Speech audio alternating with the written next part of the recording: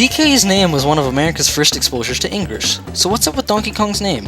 Well, it does make some sort of twisted sense. Nintendo wanted to give the original Donkey Kong arcade game an English title, but Donkey Kong's creator, Shigeru Miyamoto, didn't know much English at the time.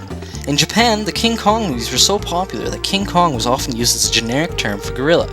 So with that in place, Miyamoto hit up a Japanese-English dictionary looking for a word that means dumb and stubborn, which were DK's main attributes at the time. Somehow he landed the word donkey, and thus Donkey Kong was born.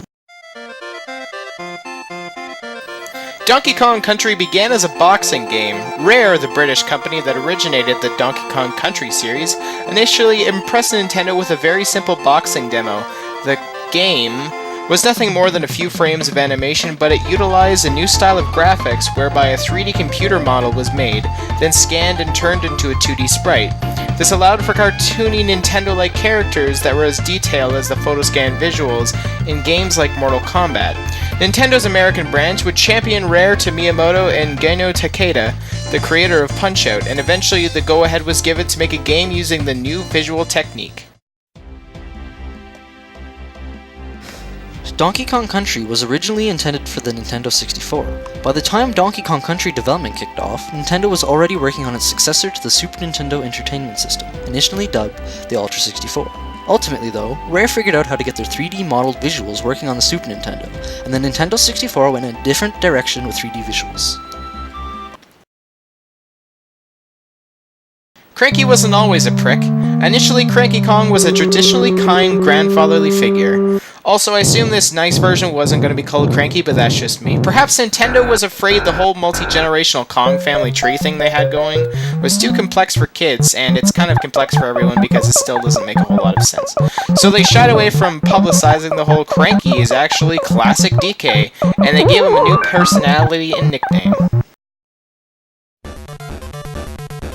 Shigeru Miyamoto designed DK's new look himself. For years, some crusty old-school Nintendo fans turned their noses up at the new, hip version of Donkey Kong seen in the Donkey Kong Country games. This was mostly based on the false assumption that the new version of DK was solely the creation of Rare, that these British interlopers had somehow bastardized Miyamoto's original vision. These trolls got their comeuppance over a decade later when Miyamoto revealed that the burly, spit-curled country version of DK was actually based on a sketch of his.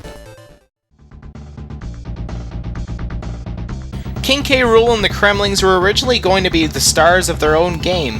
DK's reptilian adversaries, the Kremlings, were originally part of a completely separate game, but Rare cancelled that game and reused the Kremlings for the Donkey Kong Country trilogy when they realized the characters fit nicely into the DK universe and art style. Aquatic Ambience, the tune that plays during Donkey Kong Country's underwater sections, has become one of the title's most beloved and recognizable tracks. It almost didn't make the game though, as it pushed the Super Nintendo's audio capabilities to the limit, and gobbled up a large portion of the system's RAM.